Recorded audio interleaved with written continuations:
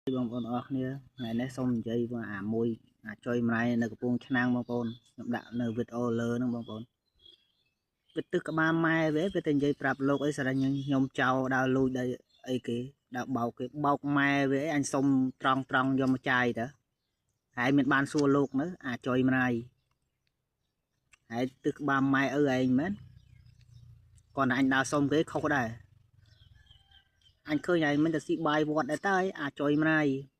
មួយនឹងក្បាលកាចាស់បងប្អូនលក់អមលក់នេះនៅកំពង់ឆ្នាំងបងប្អូនទឹកក្បាលម៉ែវាអីក៏មិនចុយម្លាយក្បាលកាចាស់ហើយក្មេងជេរអញ្ចឹងវាសំមុខឯចុយម្លាយបើអញចូលវត្តណាក៏ដោយបាត់ស្អីក៏ដោយមកឆែកនៅម៉ូតូអញបើមានចាំនិយាយចុយម្លាយកុំឲ្យអញក្តៅខាយតន់ចុយម្លាយក្បាលកាចាស់ហើយឯង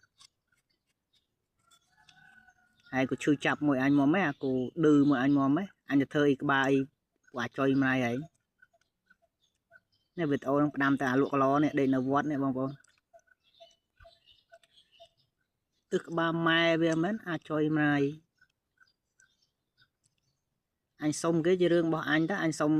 លុយម៉ែឯងយកមកចាយមែន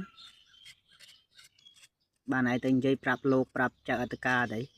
អញធ្វើក្បាលម៉ែឯងចុយម្លាយដើរលក់កឡលក់អមលក់ចានលក់ឆ្នាំងលក់តែឯងទៅទឹកក្បាលម៉ែឯងចុយម្លាយអមមុខឯក្មេងជេរអញ្ចឹងចាំដាក់វីដេអូនឹងជាប់នៅនេះឲ្យមើលបងប្អូនចុយម្លាយហ្នឹងជេរវាបន្តិចចុយម្លាយនៅកំពង់ឆ្នាំងចឹងអរគុណច្រើនបងប្អូនវាទៅនិយាយប្រាប់ចៅអធិការឯងស្ដាចោលស្ដាអីដាក់បោកគេបោកដូចម៉ែឯងហើយមានទៅសួរលោកនៅថាអញដើរសុំនៅយកមកធ្វើអីអញដាក់បោកគេពីកាលអញសុំគេត្រង់ខ្ញុំមកចាយតើចុយម្លាយចឹងបានណាបងប្អូនវីដេអូហ្នឹងដាំតែចុយម្លាយហ្នឹងផង